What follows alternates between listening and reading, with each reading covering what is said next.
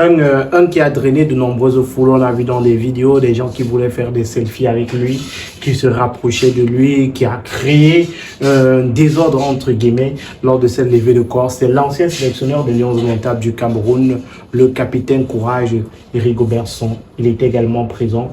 Un ami très proche du président de la FECAFOOT, avec qui il a d'ailleurs joué pendant de nombreuses années sous les couleurs des Lions indomptables du Cameroun.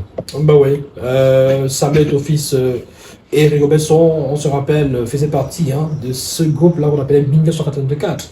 Le 1 qui représentait, je crois que c'était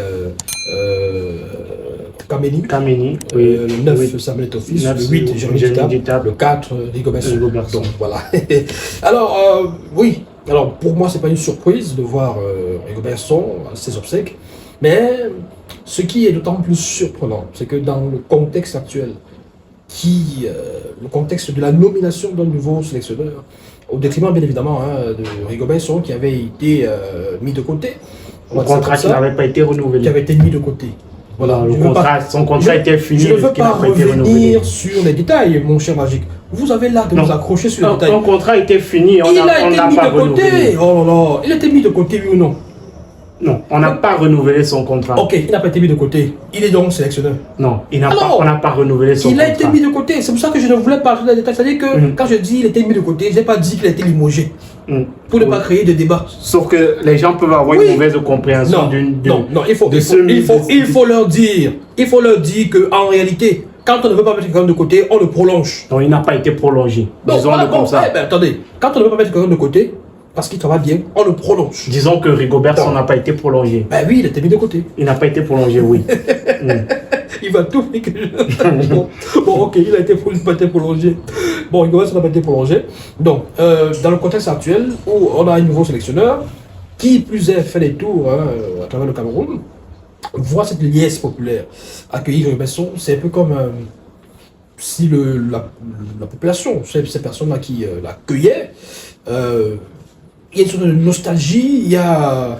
C'est sympa, c'est comme une sorte de... peut-être de on lui témoigne encore un certain soutien. De l'amour. Encore de l'amour et un certain soutien. C'est-à-dire qu'on a comme l'impression que ces personnes-là ne réalisent pas jusqu'à présent que, bon, il n'est plus là, il n'est plus le sélectionneur, parce que j'entendais les gens, notre seul et unique sélectionneur, notre seul et unique manager sélectionneur. Donc, Capitaine Courage. Capitaine Courage, tout ça. Donc, mais il faut quand même dire aussi que c'est aussi parce que Rigobert Song a laissé une image et une empreinte indélébile dans l'équipe des Lions indomptables du Cameroun en tant que capitaine.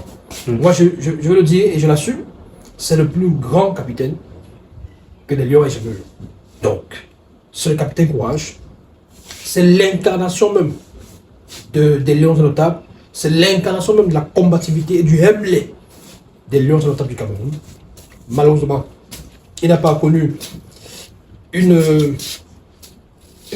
un passage, on va dire, très réluisant et des statistiques et des performances très élogieuses avec les Lions indomptables du Cameroun en tant que sélectionneur. Mais l'image que moi je voulais garder, et c'est pourquoi je ne voulais pas que le massacre entre guillemets se poursuive avec lui à la tête des Lions, parce que vous savez, on peut avoir eu de l'affection, de l'admiration pour un joueur légendaire et en arriver à le traîner dans la boue, à traîner son nom dans la boue, à le salir, à le piétiner autant.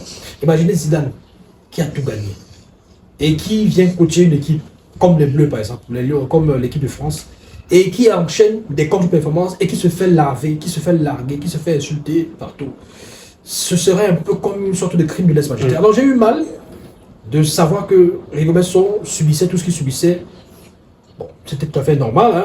Il n'y avait pas de performance, il n'y avait pas de... Et puis il y avait beaucoup de petits soucis. Et tu fais d'ailleurs partie des plus grosses critiques contre Rigobert Song, l'ancien sélectionneur manager des Lions contre les contre-performances, justement. Voilà. Maintenant, sur le plan humain, j'ai toujours eu de l'admiration pour le monsieur. J'ai toujours dit, voilà, c'était un mannequin. Et d'ailleurs, hier, il faut peut-être qu'on s'appesantit sur son vestimentaire hier. Il s'est mis aux couleurs du deuil, parce qu'il était en vêtements sombres, en noir. Je pense que de la tête aux pieds, c'était du noir partout. Très élégant, très fringant.